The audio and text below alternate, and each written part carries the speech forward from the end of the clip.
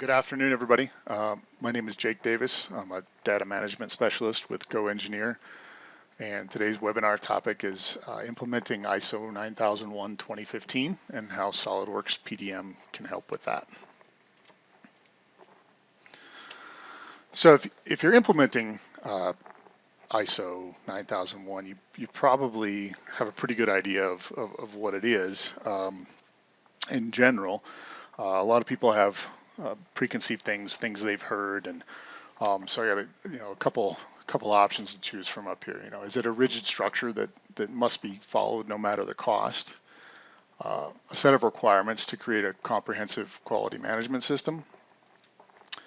An endless series of approvals designed to keep parts from ever getting made? Or a comprehensive guide on how to torture engineers who just want to design stuff? Really, it's a set of requirements to create a comprehensive quality management system.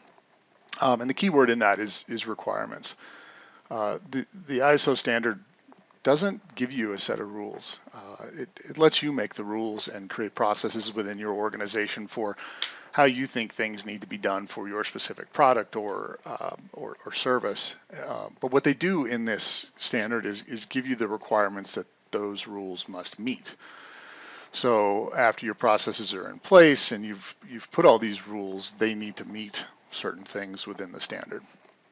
And a lot of folks think that immediately means a pile of paperwork. And honestly, depending on how it's implemented, it definitely can. If you do everything on paper copies and it has to have signatures and routing and cover letters and sheets and a lot of things to go with it, then yeah, definitely you're going to create a big pile for yourself. The requirements of ISO do ask you to make sure that the documents that you release out there are approved and that the process you follow is actually documented somewhere. And what we want to take a look at today is how we can add PDM into the mix and hopefully not have that pile of paperwork, but do this on our computers and use that PDM system to handle some of the routing and document control for us. We're going to cover three different sections today, and mostly focusing on, three different topics, but mostly focusing on section 7.5 of the ISO standard, and that's documented information, which is really where PDM finds its home. We're going to talk about document identification, access to documents, and lastly, control of changes to those documents. So document information. When the ISO standard talks about document information, they talk about things like identification and description. And then when creating and updating that information, that has to make sure that all of that is in place. Format and reviews and those kind of things. Focusing on identification and description, they specifically give examples of a title, date, author, reference number, document number, any of that information that makes that document unique and can be used to sort it away from other types of documents. So at its core, SOLIDWORKS PDM uses metadata that it attaches to files and then sorts that and organizes it in an SQL database that you can then search and use to find information later. So when we talk about the types of documents, we can tell it what that metadata needs to be. So if it does need to be a title or a date or an author or something like that, we can create a custom interface within the system that shows us that information and gives us a place to put it in. So on the example I have here, if I add a document into my PDM system, I have a data card that I made that has this pertinent information on it. So if I enter this information in and save it and then put it into my vault, it's going to write that metadata to the file itself and also catalog that in my database for me. And I can take advantage of that in a lot of ways. A lot of the documents that we use are based on templates, and if I if I open a document that I've done in the system and I've put that information in, we can make it so that it does things like automatically populating these headers and keeping track of things like effectivity dates and part numbers or document numbers and even revisions. This doesn't have a revision yet, so it's why that question mark's there. And in the example here, this document number is something we had PDM automatically generate for us.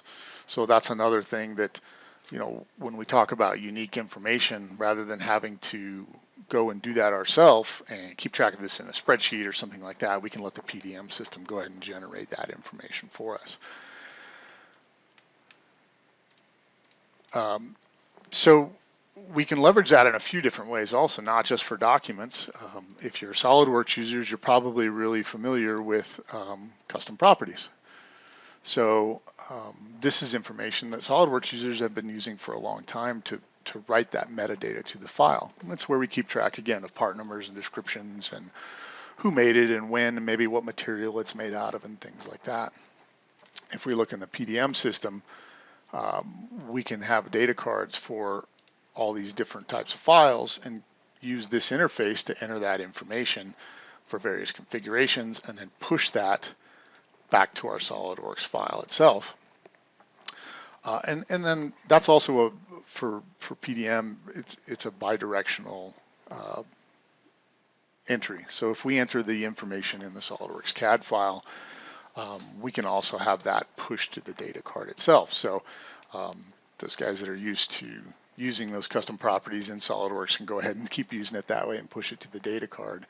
And then alternatively, we have that information built into our SOLIDWORKS so that as we want to add or adjust this information while we're working on our models, we can go ahead and do that. The information that we enter into our files is important in how we keep track of our documents. And if we take that information that we're using and then leverage that in multiple locations, we can push this to our drawings, we can push it into the documents like we talked about and automate a lot of things for our engineers. So in this example, if I go ahead and make a drawing, I've got some things built into my drawing template that we're grabbing automatically from our SOLIDWORKS file and popping in there. So we look here, we've already got our title, our drawing number, those kind of things. And that's information I entered using the PDM system and this data card and only entered it once. And I'm able to leverage that multiple times across all the different types of work I'm doing. So PDM gives us that interface that maybe we didn't have before, or maybe we weren't using in the way that we could have. Once we set forth whatever those rules or that process is to meet our ISO requirements, we can set up the PDM system to enable us to have easy input of that information and reduce that redundant data entry.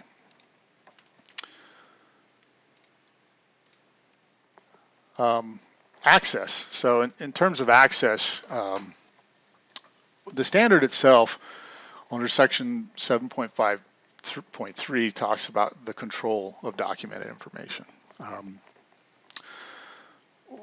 Not only do we have to have that information created and the processes that we choose to follow written down, we also have to have a way to keep track of that. We have to make sure that it's secure. We have to make sure that the people that need to get to it can get to it, and that in addition to that, we can't accidentally overwrite something or move it or make it so that those people that need it can't see it anymore. And this is a big thing that PDM really does for us. We have different license types that kind of coincidentally, there's a note in the standard itself that says that access can imply a decision regarding permission to view the document only, or the permission and the authority to view and change the documented information. On the SOLIDWORKS license types, without even going into the permissions themselves, really enable that for us because we can choose the different ones depending on what the role for that individual or group is. So there's a CAD editor license, and these are those power users, those SOLIDWORKS users who are creating and editing CAD files. And they can not only use it through the SolidWorks interface, but also through the Windows Explorer interface. So they can see the files, they can check them out, they can add new ones, and make changes to files that are there as long as those permissions exist. The contributor license, that's for users who create and or edit files, who may not be SolidWorks users, but they could be quality people or operations people who make standard operating procedures or build sheets or things like that for people to use. So they need to check those files out and make changes to them and maybe push them through the process. And then lastly, we've got our viewer, and those are just people who need to see the files. So maybe you have folks in assembly who might be using those build sheets, or maybe somebody from a shipping and receiving team who has a packing list. They need to see them, but they don't necessarily need that authority or access to be able to change those files. Those first two really line up with that statement in the standard itself that says the permission and authority to view and change the documented information. And then the viewer lines up with, regarding the permission just to view the document information only. So when you think about a strategy when you're bringing ISO into your organization, you can decide what roles people are going to fall into, and if you're going to bring PDM in with that, you can choose those license types and what people are getting access to in the system based on those roles. So we can go a level deeper on that and talk about permissions. So a license type gives people that ability to see files or check them out and edit them, but we can control on a very granular level what those people can do regardless of what license type they have. So even though they may have a viewer license, if we in the PDM system say that at a certain spot along the process, or maybe a certain file type isn't visible to that person, just because they have the viewer license, we can still control whether they can see that or not. And that carries upward with the contributor and CAD editor licenses as well. Just because they have those types of licenses doesn't automatically grant them those permissions to be able to make changes to those files or move them through the workflow. We have the ability to control permissions at the user level. And then we can also create groups that the users go into, so we can control access or permissions for several individuals at once based on the type of role that they follow. And you can kind of see here as we dive into the admin tool, the administrative tool a little bit, there's a lot of permissions. We have administrative permissions saying what can they do in the system at a system level rather than just at a file level. And then folder permissions, we can go by each individual folder and really can control what that person can do. Can they add files? Can they make changes to them? Can they even see them? Or maybe they can delete them, maybe they can't. And then even deeper than that, we'll talk about states and transitions here in a little bit, but as a file moves through the process, we can control at sort of each stopping point what that person can do. Maybe something, once it's released, it's in production, we don't really want anybody messing with that file because it's been approved, so we can really lock it down and make it so that people can still see it, but now they don't have the ability to check it out regardless of what license type they have. So we really get a lot of flexibility with this. And then we can also, alternatively, if something is production, we do need to make a change to it. Maybe it's an engineering change order, or maybe just a very simple process that your organization has that takes it out of production and moves it into a state or a spot in the process where we can go ahead and make changes to those again and then run it back through an approval process. So, we start out with license types. That's a really sort of 10,000 foot way to start sorting out who can do what in the system.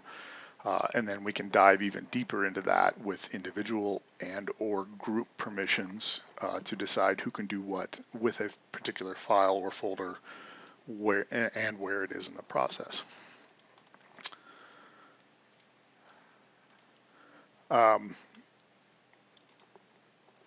So another spot on that 7.5.3 that talks about is control of changes, and they specifically mention version control. And this is really sort of core functionality of PDM is a file gets put into the PDM system and it gets checked in, and now it puts it under control. And yeah, we can control access and we can control, metadata information and all that type of stuff, and we can make changes to these files. But honestly, we can really do a lot of that in just regular file folders. Where PDM really takes it a step up as we start taking control of what happens to those files. So not just with permissions, but also we use workflows, and then we can set up approvals and digital signatures to determine what can happen to a file and when. So every time a file gets added to the vault, it creates versions. If we look at the document that we created a little bit ago, we have a little version tab here that says we have version 2 of 2. If I was to check out this file, take ownership of it, and then maybe make a change on the data card to what that information is, and then save it and check it back in, I'm going to create a new version of that file. So now 3 of 3. And this happens every time a file is checked out, changed, and checked back in. And this is really important under that section of ISO under control of changes, because now we have an entire history, and the system keeps track of that history of every change that's ever happened to that file. So it keeps us from overwriting things unintentionally, because we can go back if we mess up. And it also allows us to keep, from like a CAD side of things, it lets us keep track of the design history, and also it protects those files. So every time we check that in, that version is now in our vault. It's protected and controlled just like everything else. So we can't really lose track of those. We don't end up with multiple files of the same name on the server and confusion over which one wins, so to speak. And we can look at the history of that at any time, and we can see everything that's happened to those files as they've gone through. So we can see who did it, what version it was, who did it, and the date and the time that it occurred. So this really keeps track of that ownership and change history for those files. And this is without really even applying a file to a workflow or a process or anything. This is just adding it and making changes to it. And this is a fundamental function that PDM does for us. Now we can take that a step further, and we start adding in workflows. And what a workflow is really is it's the process that your organization uses for whether it's engineering or operations, but it's the creation, review, approval, and storage or maintenance of documents, CAD files, or whatever type of file it is that you may need to keep control of. PDM will allow you to put any type of file in there. It's not picky about Word documents or CAD files or anything like that. If it has a file extension, you can put it in there, and you can create custom data card information and have it apply to specific workflows. So you could use it to control software. I've seen that done in the past in addition to documents. I've also seen pictures, shipping and receiving pictures, historical records for other types of things for customers. All of that can be kept and maintained in PDM. When we apply a workflow to something, we have the flexibility to create that in PDM and have it be whatever we need it to be in order to match what our organization does. And it's really flexible to changes. So just because you create a workflow doesn't mean that that's the way it is forever. One of the core things of the ISO 9001-2015 standard is what's called the PDCA cycle, and that's plan, do, check, act. And the important thing to know about that is not necessarily all the details of it, but it's what are they saying? And what they're saying is that just because you create a process doesn't mean that that's how it lives forever, and that you should, as part of adhering to the standard, regularly look at that process, see how it's working, and continually make adjustments to keep trying to find ways to make it work better. The workflows in PDM really give us a lot of flexibility with that. This is a document workflow that we have here. It's really basic. Once a file is created, it's in a phase where we can edit it. We submit that file for review, and then once it is approved, it gets a new revision, and then it gets released. And we sort of rinse and repeat as we need to make changes to maintain that document. It's pretty easy for us to add another state or another stopping point along the way in the process. If we find that the way we have it isn't functioning right, we can add a new one. We can change the order that the states are in. So it really gives us a lot of flexibility and helps us stick to that sort of fundamental thing of ISO 9001, which is that PDCA cycle and staying up with the processes. So to dive in, we talked a lot about permissions, and I said we'd get into states and transitions. States are the stopping points, as I mentioned, for our processes. As we move our documents or our CAD files through their process in our organization, there's inevitably some stopping points, whether they're getting worked on or they're getting reviewed. There's a stopping point, and that's what those states are. And in between, these are called transitions, and this is really just moving from state to state. What happens when we move from state to state? And we can do a lot of things in terms of permissions at each state. So if this is a state where we can actually edit the files, we have the ability to say who can do that and when. Alternatively, this is a release state of that same file, and we say, oh, they can't make any changes to that, but we can see it. And so this allows us, as files run through the cycle, to control what happens and when, on top of who has the folder permissions, and then even the higher level of that of the licenses. And the transitions between the states is when we take actions on files. So we talked a lot about versions and how each version gets created as it moves through the system. Well, in addition to versions, we actually keep revisions of documents. So while this particular document may be at version 3, it does not have a revision. And we're using this block to give us a visual of what revision it's actually at. So if I follow this process, we can see that that file is under editing. I'll move this over here so we can see it a little bit better. So we can see the state that the file is in, and it's under editing. And if I want to go ahead and promote that, say I'm the person that made it and I want to submit it, it's a simple right click and I send that file on its way. So now that file is under review. And you can send notifications out to maybe a review board or maybe a different group, whoever you want to target specifically for that review. And then they have the ability to approve it. Now there's a little check mark here because I did set this up for authentication. And I did that because this stamps a digital signature onto the file. So if you have some specific requirements from government agencies or strict adherence to the ISO 9001 standard itself, there are requirements for digital signatures, and the big one for that is that someone has to enter in a password in order to authenticate that that's who they are and that they're the person sending this through. So when I do that, if I was, in this instance, if I was the approver, I'm going to go ahead and say approve, and a little dialog box comes up here, and if there was multiple files, they'd show here, and then I need to enter my password in here. If I don't, I get an error here.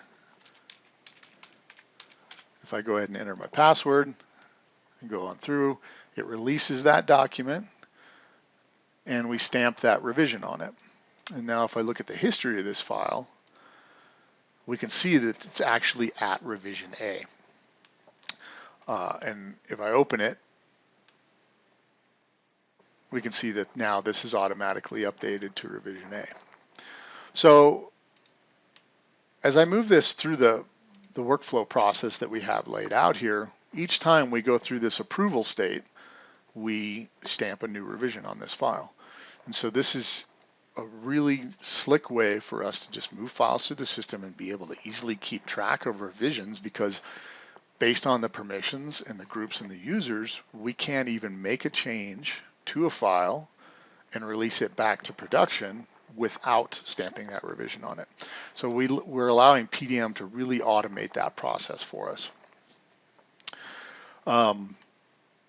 And again, with the digital signatures, we can meet those qualifications just by checking that little box and forcing the approver to go ahead and put in their password to authenticate that. Quick recap, again, this is all really focused on section 7.5 of the ISO 9001 standard. We talked about document information, document identification, which in the ISO standard itself, they specifically call out title, date, author, reference number, information that you're probably putting in already, so there's a good chance that you're adhering to that. PDM really gives us that nice clean interface with the data cards and the custom properties, and then the additional ability to be able to push that to the files themselves, as we saw in that document example.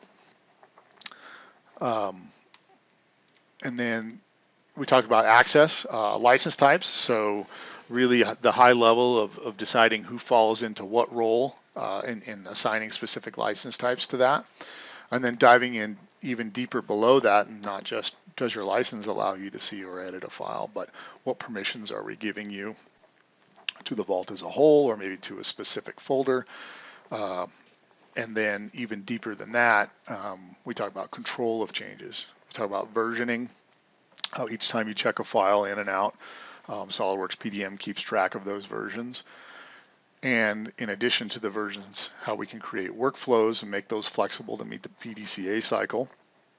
And then how those workflows, we can control individual permissions as the states as the file moves through, whether we can edit it or maybe just see that file. And then we talked about approvals and digital signatures. So once it does get to an approval, we can have users authenticate that with their password, and then we can have things like revisions automatically be stamped to those files as we move through. This is really just the tip of the iceberg. The standard itself is 40 pages long, and there's a lot of places where you can grab some of those requirements, and PDM can really fit those for you. I only had a short window here to get those described for you, so I had to kind of pick some of the heavy hitters. But there are a lot more ways we can really help with PDM and getting that ISO standard implemented, and also being able to sort of have that ease of use rather than making it complicated and hard on everybody. So get a hold of us if you want some more information. You can go to our website, GoEngineer.com, or give us a call. And then if you have any questions about, again, this topic, specifically PDM and ISO 9001, feel free to email me directly. I'll be happy to answer any question I can or get you, pointed in the right direction to hopefully get you what you need.